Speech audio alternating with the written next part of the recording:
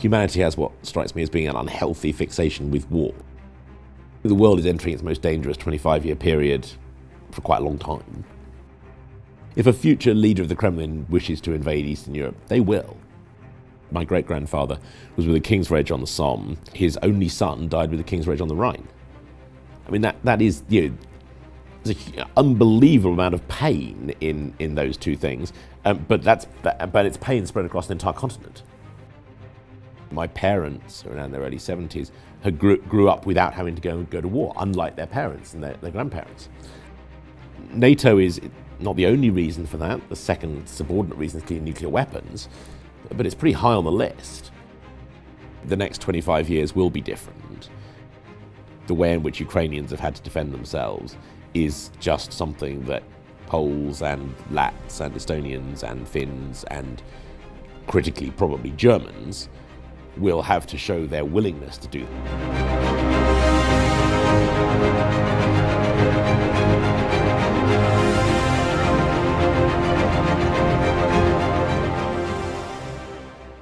Hi, I'm Peter Apps. I'm a global defence columnist for Reuters news agency.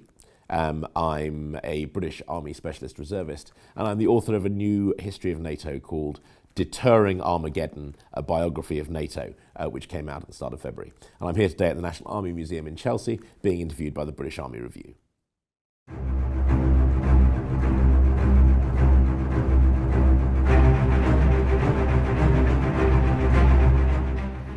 So going back to the 90s, when I was sort of making my life choices and pondering what I was going to do next, it was really kind of unique time. So the Cold War has ended. You had this sort of idea of sort of the end of history and the world moving forward into more stable, but also perhaps sort of duller times. And I knew that I was fascinated by history and events and exciting news.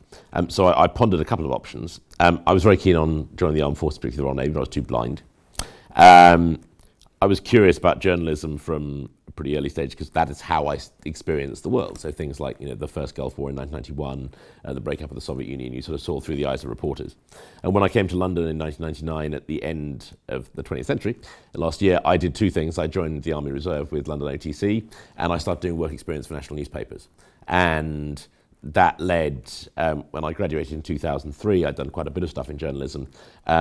And again, I saw the moment of choice came up, and Reuters offered me a job with a guaranteed posting overseas within a year. And again, very unique point. Summer 2003, we thought we'd won in Iraq, we thought we'd won in Afghanistan. Reuters felt like the most exciting sort of job going, so I took it, went overseas, and had 2 glorious years in Southern Africa and then Sri Lanka, the latter covering the Civil War, and then woke up in the wreckage of my vehicle, having broken my neck, paralysed from the shoulders down. Which opened up another stage of doing sort of more analysis and ultimately coming back to the Army Reserve.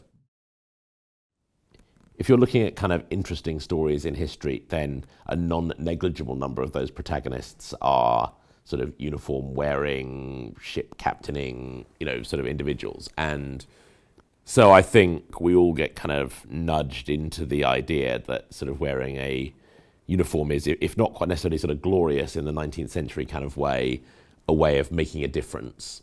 And also, when I went to the school, had a CCF, so I first put a uniform when I was 13. My grandparents served in the Second World War, so one of the first things I did in uniform is that I marched for the 50th anniversary of VE-Day in 1995. My first time on a full-time military establishment would have been HMS Raleigh the same year. So that was a world I sort of found myself in from a relatively young age, and so it's a combination of sort of, and also the things I really enjoy. I like being part of a good team doing something important, ideally somewhere interesting, and both the military and journalism obviously offered kind of, and still do offer kind of roots to that. So Reuters still does, and particularly when I did it, trains. We do scenario-based training in a way that's relatively unusual for journalistic organisations, and we do that because, and this felt very sort of familiar coming from a military environment. A lot of what a Reuters journalist does on a day-to-day basis is very fast reaction to very unpredictable events, which, when you think about them, aren't as unpredictable as you might think. In that a lot of them are bomb attacks, power cuts, strikes, central bank crises.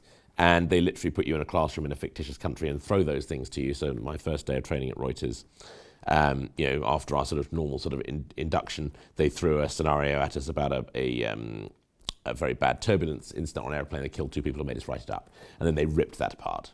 And they kept doing that through the first year, balanced with a bunch of real world stuff, until you were at the point where you really could handle, real world crisis on the fly. And I, at the age of 24, on my own in Sri Lanka, on my own beside my local staff, once my boss had disappeared off on paternity leave, he literally jumped on a plane to go off and see his family in Latin America for a month.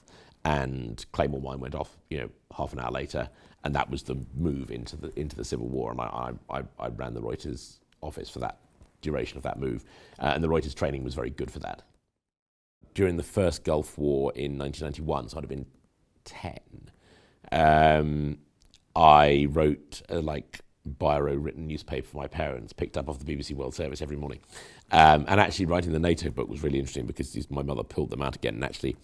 It's really interesting to see. I mean, things like the fall of Baghdad and the move to independence of the Baltic states, which happened literally sort of simultaneously, and which I was listening to every morning on the World Service, thinking sort of, I wonder what it might be like in a decade and a half when I get to be the one who sort of writes those stories. So I was definitely interested in that confluence of history, particularly the Second World War when I was growing up.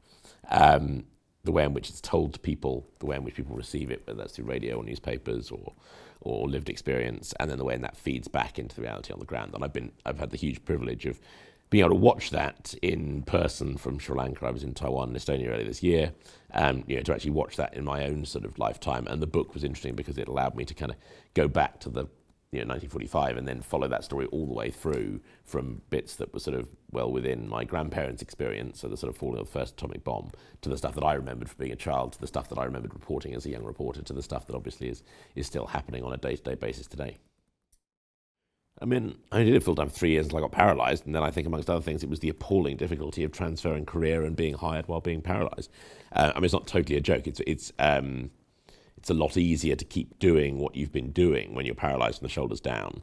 And I'd loved what I was doing, and I still do, but there was definitely a feeling that I wanted to get back to it, because getting back to what I knew and could do was a damn sight easier than cross-decking to do something else. But also, I broke my neck on September the 5th, 2006, and those with a particularly incisive sort of memory of that era will remember that the Kajaki mine strike was September the 7th, 2006. The Nimrod in Afghanistan was brought down the week before. So this really was the point at which the war in Afghanistan turned hot for 16th Brigade in Helmand. And that meant that I was I went delirious for a bit, but I was very much aware, even when I was in hospital, that stuff was going on. I came back out of hospital and started working on a Reuters project looking at humanitarian reporting the week Hamas took Gaza in June of 2007. I was an emerging market correspondent during the crash in 2008 and also during the Georgia War. So again, where lots of things that we'd all taken for granted changed very, very quickly. And I was either political risk correspondent in the Arab Spring, global defense correspondent during Ukraine in 2014. So there was always been, I sort of feel like I sort of mainlined breaking news into my skull from 1990 to the present day with varying sort of forms of intensity, and I've done that both in uniform during COVID and the Ukraine war, which was not something I ever expected to be doing, but also during as a reporter, as a columnist, and in the process of writing this book, trying to sort of trying to combine the sort of urgency of now and tell a book that tells what I think is a really important story for now, 2024, 25, this kind of defining moment for NATO, but also runs back and talks through that kind of process all the way from the get-go. One of the things that both the military and sort of sharp-edged journalism teaches you and keeps teaching you, and they keep on sending you on courses to teach you, is that judgment of risk, which means that you work to mitigate risk. There are certain things that can't be done without risk, and obviously that goes for kinetic military action, but also goes for having reporters on the ground anywhere dangerous. And a lot of it goes down to being prepared for things going wrong. So I always knew every time we went out to the field that, there was a fair chance of getting a variety of types of punch in the face. And if you didn't have a plan to evacuate yourself and your team from a destroyed vehicle, horribly damaged from wherever you were going, then you hadn't done your job properly. So I always had in the back of my mind, and not just the back of my mind. I mean, when you're, by the time that I broke my neck in the Sri Lanka war, we're talking about a lot of roadside bombs, not targeting us as journalists, but I had a Claymore mine go off within 100 meters of me. We literally drove through the ambush. The person in the ditch didn't trigger it. A police vehicle went through the other direction and got blown to bits. When I woke up in the wreckage of my vehicle and the windscreen was gone, and I could tell that there was an element of quite complicated thoughts. I knew I was paralysed from the shoulders down, but there was also when I realised that I didn't seem to be dying in a hurry, and that my crew were probably still alive and then definitely still alive. This is to an extent what I've trained for. I've got to get them out of here, me out of here, back home. One of the reasons I'm alive is that I knew my satellite phone was in a particular pocket of my vest. If not, because my crew were too badly damaged to start going through the back end of a chaotic vehicle. So that meant that my photographer, who had a broken ankle, was able to pick that up, walk along the road, get in comms with my boss in Colombo, and we were able to start the evacuation process. I think my judgments were pretty good. I still don't think I take unreasonable risks. Going to Taiwan in January, perfectly reasonable. I think a reasonable person would not have expected the Chinese to invade in January of this year. I don't think a reasonable person would have expected a quadriplegic to be heading into Ukraine in February of 2022. I think there are a bunch of judgments that you make about, frankly, everything. I mean, I made my own way here from Vauxhall. We're in the National Army Museum. That's a 20-minute tab along the river, in which I've got some recourse to help if I end up in trouble. I've got a phone that I can use voice recognition for. There's lots of runners and so forth, but I'm also taking an measure of risk. I think it's perfectly reasonable. Perfectly reasonable to come on my own. But yeah, I mean, you juggle risk as a war reporter. You're taught to juggle it from the very beginning of even my very basic OTC training, which is not exactly cutting edge training. And frankly, if you're operating, I'm paralysed from shoulders down, with the sort of issues that you're managing, then you're juggling risk on a day-to-day, hour-to-hour basis, and you just kind of keep doing it.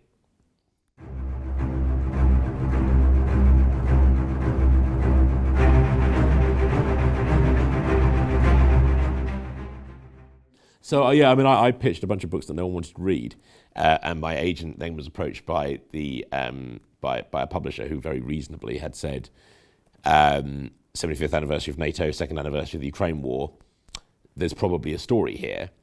And it didn't take very long looking at it to go, actually, there really is a story here.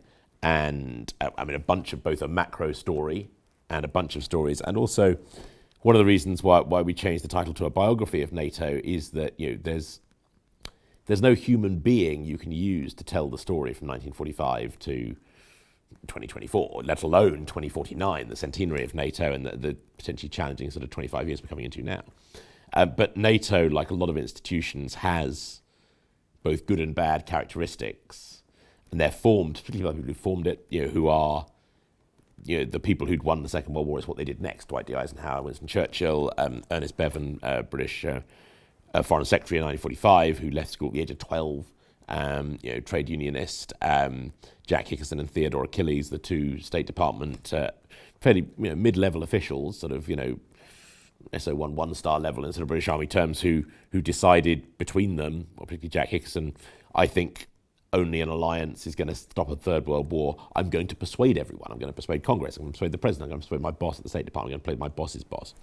And then wrote it against the backdrop of the Berlin airlift, which was going on at the same time. So, really good story about NATO's formation that has been overshadowed by the Cuban Missile Crisis, the Second World War. Both Eisenhower and Montgomery and all of who felt this was the most important job they'd ever do. Now it's not quite as bangy, shouty as D-Day, but it's actually as important. We're here sitting in a democratic Britain, democratic Europe, obviously because D-Day succeeded. But that wouldn't have meant anything if we'd then gone into a war with the Soviets that had turned nuclear in 1953. If Stalin felt he could invade Europe in the early 50s the way North Korea felt it could invade South Korea, then we would be in a very different place. My parents, around their early 70s, had grew up without having to go to war, unlike their parents and their grandparents. So NATO is not the only reason for that. The second subordinate reason is clearly nuclear weapons, but it's pretty high on the list. And I think it's also one of the reasons why I'm passionate about democracy and storytelling and soldiering and so forth, is that we talk a lot about my grandfather, who was a Royal Engineer in the Second World War. He said, he'd been told by one of his instructors, who was quite possibly a veteran of the First War, what's the first duty of a soldier? Sort of keep the peace. Second duty of a soldier, kill the enemy, sir. It's. I do think we sometimes lose track of which order those came in for, a soldier of 1939, 45, or 1418. First duty is keep the peace. It's all gone a bit wrong if you're shooting someone in the head. And NATO was a realization, I think slightly independently of the nuclear threat, by a generation who had fought both world wars. And I think we underestimate how utterly horrific that experience was. My great-grandfather was with the King's Reg on the Somme, and his only son died with the King's Reg on the Rhine. I mean, that is, there's an unbelievable amount of pain in those two things, but it's pain spread across an entire continent. It's in no sense a unique story, and and NATO was a realization that actually by taking those same values of courage and sacrifice and bravery, and by baking them in beforehand, so saying, don't launch war because it will end terribly, because we're willing to do all the things we did in Northwest Europe and the trenches of the First World War and the desert and everywhere else. And because we're willing to do it and back to our nuclear weapons, we're not actually going to have to do it. So there's an element, Finland's a good example of this, like where every able-bodied man goes and spends a fair amount of time getting deeply cold in the tundra and the forests, being ready to stop a Russian assault. And because they do that, they sort of believe they probably will never have to. And there's a lot of, and that's been borne out. And you can see why particularly individuals like Eisenhower and Montgomery. Montgomery shot in the trenches very fast after he got there, shot through the lung. Were incredibly passionate about the last chapter of their professional lives. Well, not quite for Eisenhower, he's going to become president, but he still viewed NATO as very important. Building this military alliance and structure that would stop the next generation of young people having to go through what those generations had gone through before. And I think, while being able to vote for governments that they chose, and I think, there's a review of the book by Peter Hitchens in the Mail today, and his view, which is shared by a non-negligible number of people, is that extending NATO into Eastern Europe was a bad choice. Well, the idea of NATO was that it was there to defend, democracies who wanted to be defended, and at that time, Peter Hitchens wrote that that the countries that first joined NATO weren't under an immediate Soviet threat. That's rubbish. West Germany was under a massively immediate Soviet threat, and was very keen to join, and joined in 1955. As soon as the Baltic states got out from under the Soviet Union, which was not a foregone conclusion, the West did not help them get independence. The United States was extremely opposed to getting independence, but once they got their independence, and once they became democracies, which was pretty much immediately after, and Poland, they worked incredibly hard to join NATO. That was their number one strategic intent, because only by getting under that umbrella that had meant that West Germans had grown up in peace could they even have a fighting chance of their own children growing up in peace. Kaja Kallas, current Prime Minister of Estonia, her grandmother was deported to Siberia at the age of, I think, 6, only came back after the best part of a decade. Former President of Latvia said when they joined in 2004, which they did partly as a sort of deal with the Bush administration around supporting the Iraq War. All these slightly dodgy deals are at the fundamental sort of basis of how these institutions work, for better or worse. But, she said, that being a member of NATO is the only guarantee people here get that someone's not going to knock on the door and take them off to Siberia. And of course, in Ukraine, we've seen the price of not being part of that. And now, Ukraine didn't have Ukraine was very divided on joining NATO. It was a very divided country. it's no longer a very divided country on joining NATO. It's now made up its mind. I think it's quite understandable why we are where we are with Ukraine and NATO, and why the various people made the choices they did that with hindsight took us to the point where Vladimir Putin thought he could get away with invading it, and then has discovered that it's a bit more complicated. But my personal view is that, if you go back to what we fought the Second World War over, the right of countries not to be invaded is important. And we've now made a promise to the Baltic states, and we need to stick by it.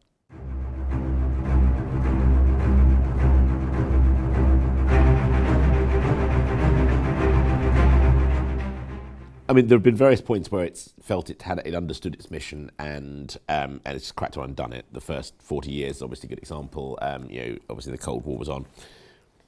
Pretty quickly after the Berlin Wall came down, it was clear that two individuals in particular, Manfred Wörner, the Secretary General, former German Defence Minister, ex-reservist fighter pilot, and George Bush Sr., were both very determined that it should continue. And they were determined for several reasons. Firstly, it gave the US a way of intervening militarily in Europe, which was clearly becoming very important relatively quickly. The Balkan Wars started breaking out very, very fast after that point. And it gave a framework for a much more limited US military presence in Europe that could be stepped up or stepped down depending on what was going on. Secondly, there was a feeling that not so much that Russia might come back as a conventional military threat, but more that it might collapse entirely. And that would unleash a whole bunch of threats where having a sort of central military structure to do things. The simple, one of the conceits of NATO ever since Eisenhower came in 1951 as the first Supreme Allied Commander of Europe is that the top US commander in Europe is also the top NATO commander, which means that, as during the Second World War, as during the latter part of the Second World War, in time of war, he can then be allocated all of the continent's other military forces to command as the supreme commander. And fairly clearly, whatever crisis you're imagining, if it's big enough, there are huge advantages to having that structure. Again, after 9/11, George Robertson was particularly keen to find NATO a role. The US wasn't initially that open to that. We then had the Iraq War, which NATO wasn't involved in, but obviously tore apart relations between a number of NATO states, particularly France and Germany being in a very different position to Britain and the US. And NATO was where they could come back together and together coordinate on Afghanistan, which they decided was going to be their next big thing. And then, of course, after 2014, all of which has been the tenure of one Secretary General, Jens Stoltenberg, who, and this was luck, but I think it's quite important, came in at September 2014, 6 months after the annexation of Crimea, whose tenure with hindsight, which will almost certainly end in July in the Washington summit, has been this intensification of tensions with the Kremlin, starting with the with the war in Crimea, the annexation of Crimea, the war in the Donbass, the creation of the enhanced forward presence, particularly important for the UK, sending those battle groups out to Eastern Europe from 2017, and then obviously from 2022, really stepping up plans, and for the first time since 1989, really having contingency plans to defend the whole European continent, where different forces, whether it's the Brits or the Poles or the Romanians, all have their sort of slotted bits in the Orbat, and all in theory at least become part of a giant military machine, the likes of which the continent hasn't seen since the sort of days of Bayor and the NATO sort of plans to defend West Germany, or of course the invasion of Northwest Europe in 1944.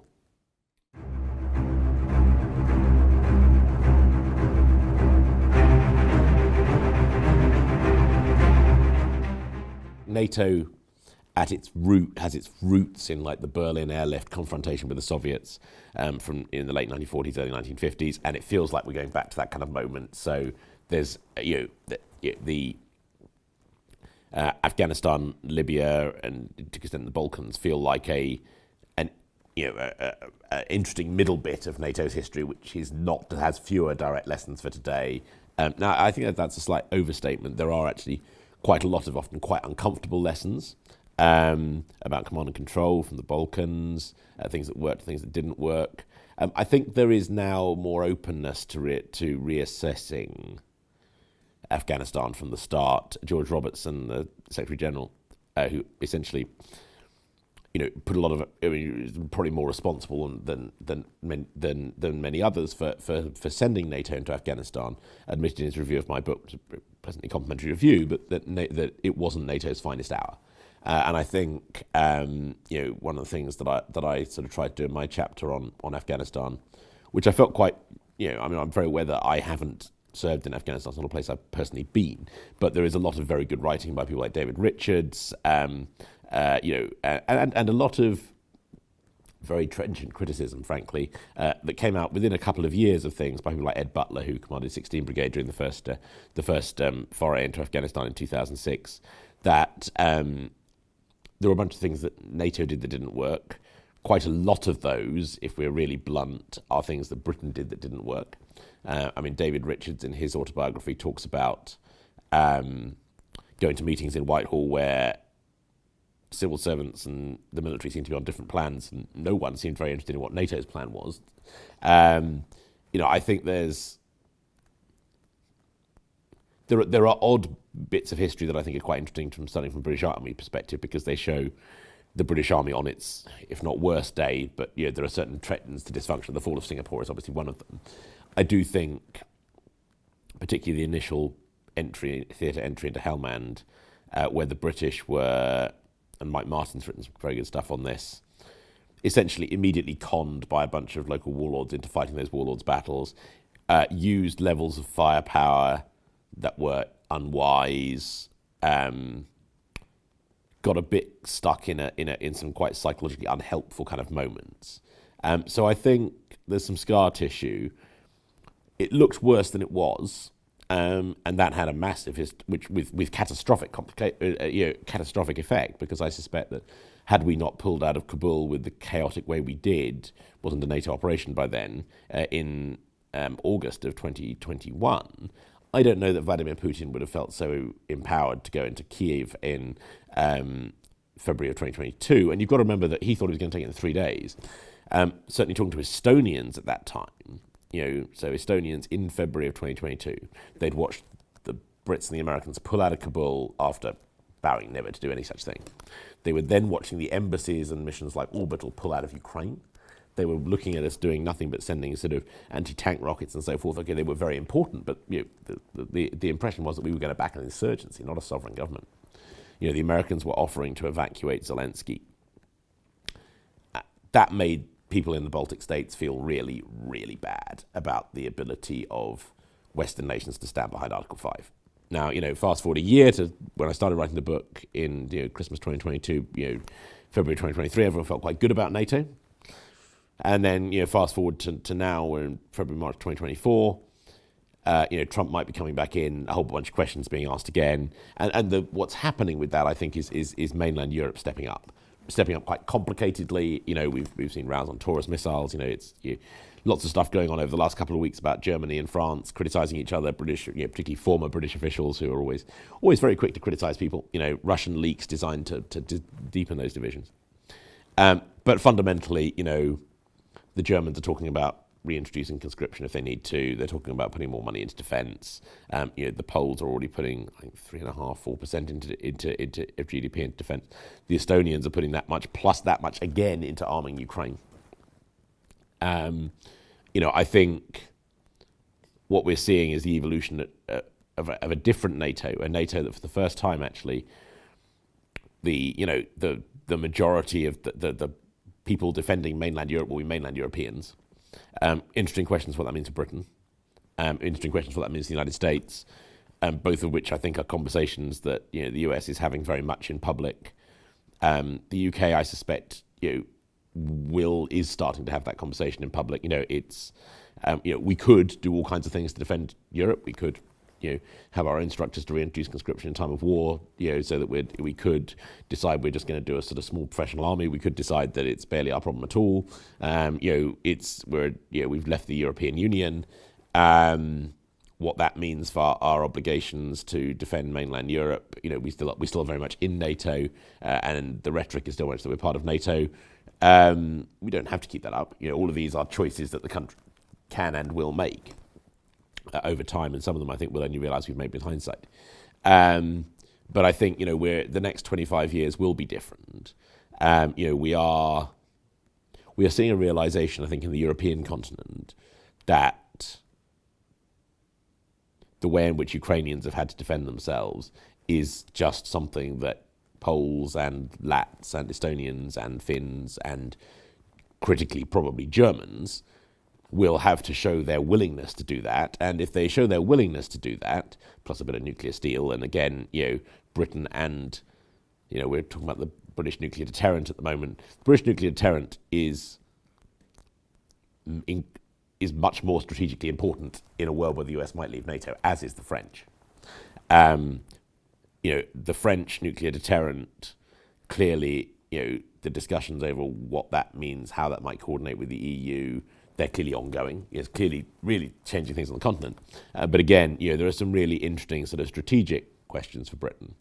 And I think also, this comes down to a lower level quite fast, in the sense that, if you are simply how you approach life, if you're a British captain or corporal, attached to Cabret, how those missions present themselves as part of the larger picture, how we integrate with that. There's one of the things that's quite interesting about the Far East flank is that the battle groups scaling up to brigades under the Canadians and in Latvia and the Germans in Lithuania all have quite different ethoses.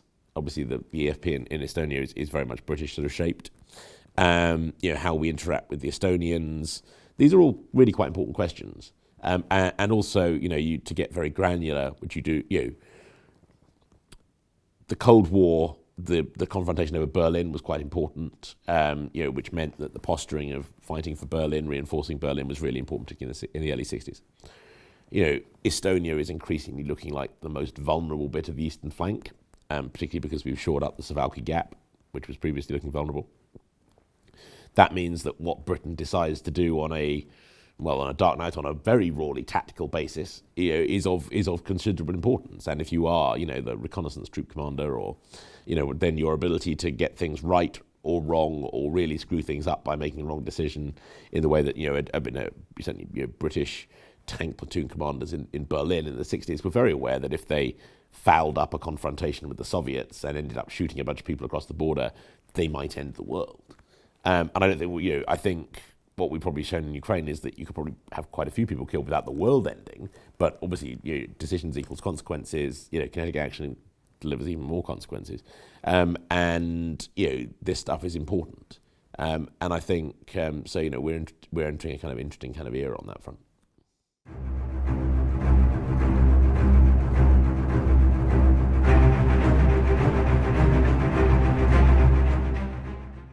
I think there's a period that is, with hindsight, in the mid-2000s and the early part of the 2010s, where it was, with hindsight, more obvious than, and I don't think this is necessarily NATO's fault because it's a Western decision, that Putin was heading in a much more confrontational mindset. The cyber attacks on Estonia in 2007 were an unambiguous attempt to really intimidate a nearby neighbour. And in the book, there's a photo from barely 2 months after of Merkel and Bush Senior and Blair laughing with Putin at a G8 meeting in Germany. And I think, very we were reliant on the Russians to get supplies through to Afghanistan. There were certain particular points where the path from Pakistan was being increasingly attacked, where you can see NATO starts to get a bit more nervous about Russia because it realizes it might get even more dependent because those convoys are being attacked.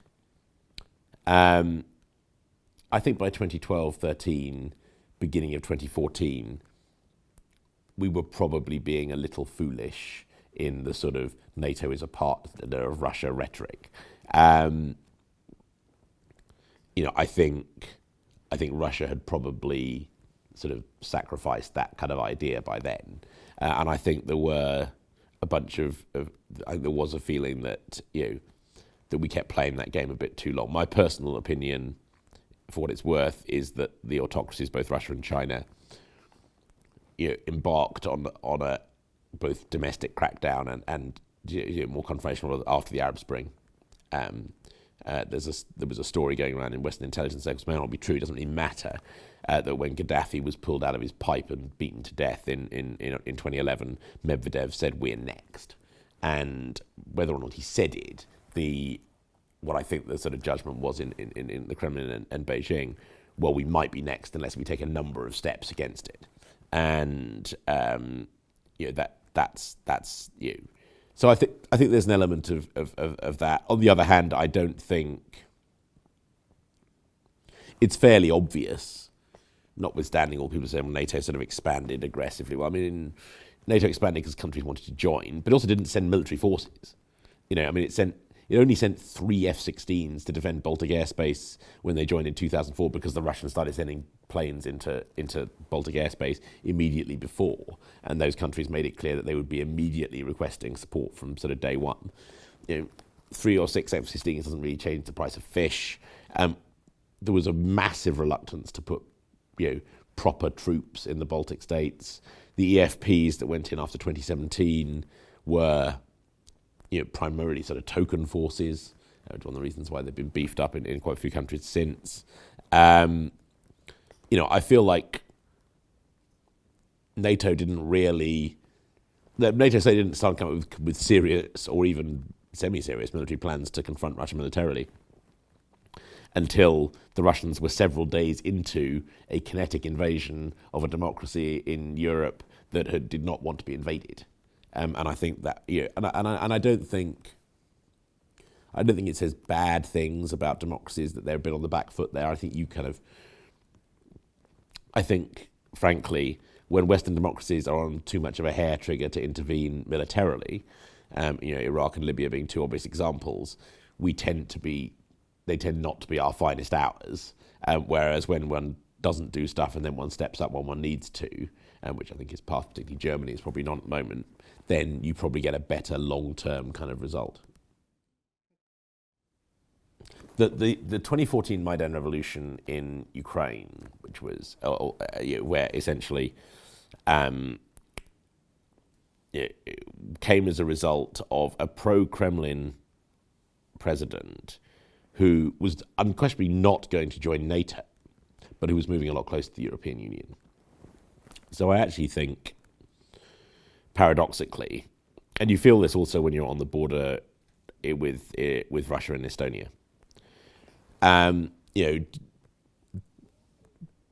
within Ukraine there was no societal agreement to joining NATO, but there was an increasing feeling that they wanted to join the EU, and for a variety of reasons, trade and migration being the 2 most obvious ones.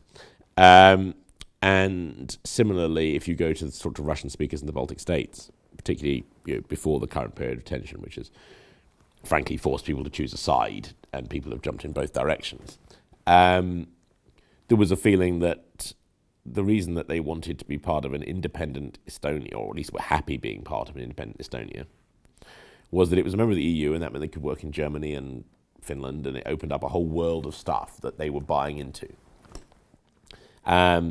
So I think if Putin had never done anything in Ukraine, then at some stage it would probably have joined the European Union. I think once it had joined the European Union, its path away from Russia would have been set in stone for good. I suspect that actually people like the population of Crimea, who voted majority for independence in 1991, were unquestionably fairly pro-Russian by the sort of mid-2000s, might have been a lot more up for joining the EU than and that might have certainly at some points that would have tempted them away. Had Ukraine then joined the EU, I suspect it might well have ended up joining NATO.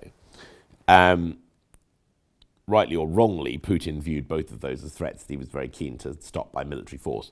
If don't get me wrong, the Kremlin under Yeltsin or even Gorbachev, if it had believed it could keep the Baltic states in NATO through military force in the early 1990s, it would have done so. Those countries got their freedom, and those countries, the majority within them, wish to keep their freedom. Now in Ukraine it gets complicated because you've got areas on the border. it would have been very difficult impossible for Ukraine to join NATO while those were disputed. And I don't think it would have been.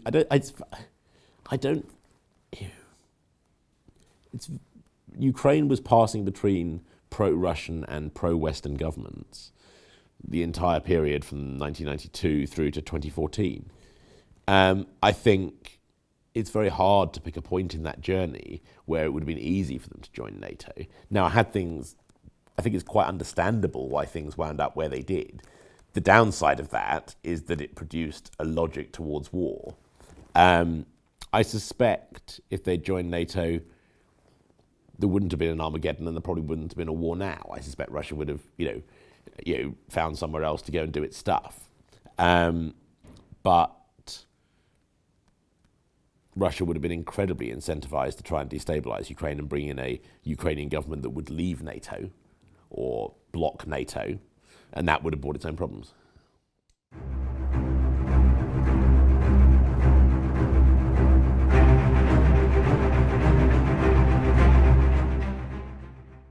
When NATO was built, late 40s and 1950s, it was a self-evident reality that only the United States could defend Europe at that point. It was the only country in the world with nuclear weapons, and then it was the only country in the world with the Soviet Union with nuclear weapons. The countries of mainland Europe had completely lost confidence in their militaries because of the speed with which they'd been overrun by the Wehrmacht, or because they had been the Wehrmacht. So there was clearly no military structure, and less the British, and the British had no real confidence in their European forces being adequate, and not that great confidence in their own. I think there's more awareness than people realise in the early 1950s that the British had won World War II because of the US, and rather less, I think, of the over-romanticising of the sort of, we won through the Battle of Britain, and sort of few plucky Brits, which really comes in from the 70s onwards. Eisenhower initially thought that it might take 10 years of US support to get Europe up to the level it could look after itself, and realised pretty fast that was not, this was going to be a longer term thing. I think the US is the preeminent superpower in the world. It was always going to be challenged by a rising China, and it was always going to have to switch focus to Asia. One of the things that I think is striking is that when you cut back beyond the Trumpite rhetoric and so forth, the Biden administration was pretty clear in Vilnius, you're not getting anything more. You've got 2 allocated US corps in time of war. That's pretty substantial. You've got B-52s. You've got, the US contribution to NATO is very substantial. But it's not going to be the majority of the Pentagon budget. The Pentagon budget, the Pentagon planning, if you are a US commander, unless you're the US commander of EUCOM, your priority is the China confrontation and or the regional sort of, holding down your region. That is inherently a different environment. I think that's not necessarily a threat to NATO. NATO was always designed to be able to take that on board. And actually, most of the important decisions made in the 80s, the end of the 80s, the early 90s, are made by the Germans. Reunification. Helmut Kohl is by far the most powerful person in Europe in the 80s when it comes to serious decisions. Thatcher is completely sidelined. She's not very much in favour of reunification. It doesn't really matter. All kinds of things she's not in favour of. It doesn't matter. They all happen anyway.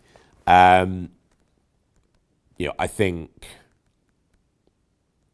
we're probably heading back towards that kind of sort of moment.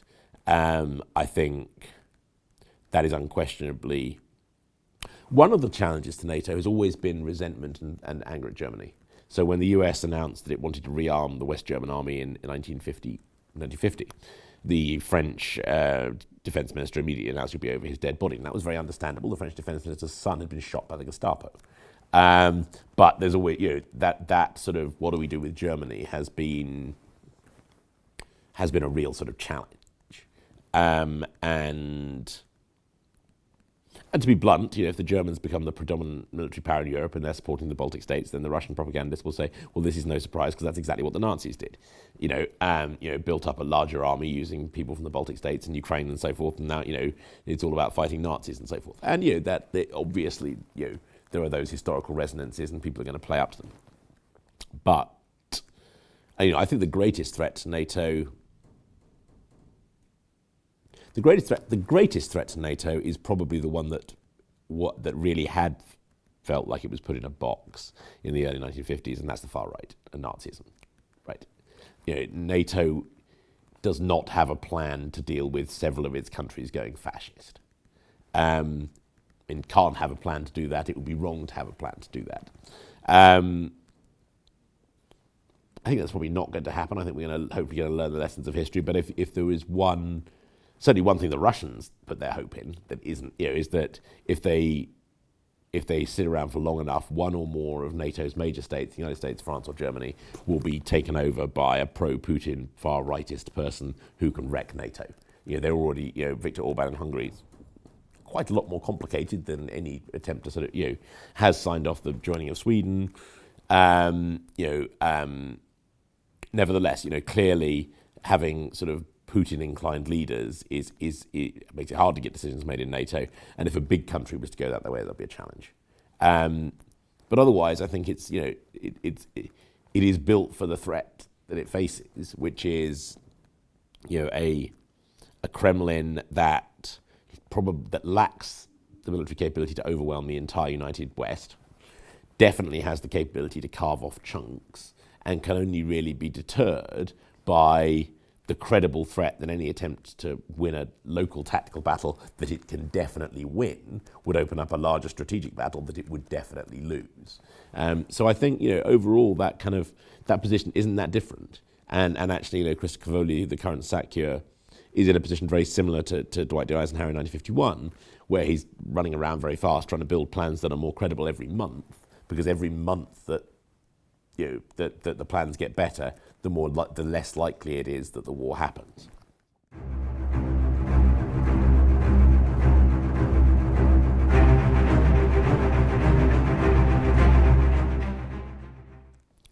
I think the world is entering its most dangerous 25-year period for quite a long time.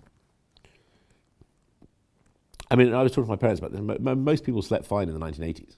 There was a very credible threat of atomic war through the 1980s. But most people got on with their lives and lived them. And that was perfectly reasonable. That included, service personnel whose day jobs were flying Jaguar jets that you strapped tactical nukes to go bomb advancing Russian troops, who did that and then went home normally. So I think there's no point in getting overly worried about it. Clearly, above a certain pay grade, well, at every pay grade, you're paid to worry about bits of it. So if you're a, Lance Corporal in a signals detachment somewhere in Wiltshire, then your job is to make sure your signals detachment is ready to get up and drive to Poland or Eastern Europe or get on a plane or whatever. And if you happen to be in the AFP, then your job is a bit punchy than that. So it's worth making sure that works, and it's worth, go back to that person, the NATO or military equivalent of waking up in the wreckage of your vehicle having been punched in the face, and still having to get up and fight, sort yourself out, whatever, carry on is important. Admiral Rob Bauer, who's the chair of the NATO Military Committee, talks about families having water and torch batteries to survive the first 36 hours of a crisis. It's worth doing that, but I don't think. I think one of the tricks is sort of working out what you can influence and what you can't. Unless you are someone who aspires to very high political leadership, or your CDS or CDS's MA or whatever, then in which case you need to worry about all of this all the time while still sleeping enough to do your job. You work out what you do, you work out what is done above your pay grade, or indeed which you can't stop. If a future leader of the Kremlin wishes to invade Eastern Europe, they will. If they really want to, we can't stop them. We can do things after they do it. But in the meantime, you carry on, I think.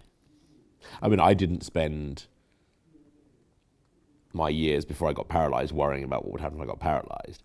I spent about enough time doing kind of contingencies for what happens if something really bad happens. And they were pretty good. And I'd sort of thought through generic pretty bad things in a way that meant that I don't think there was anything wrong with any of my sort of immediate decision-making after the injury. I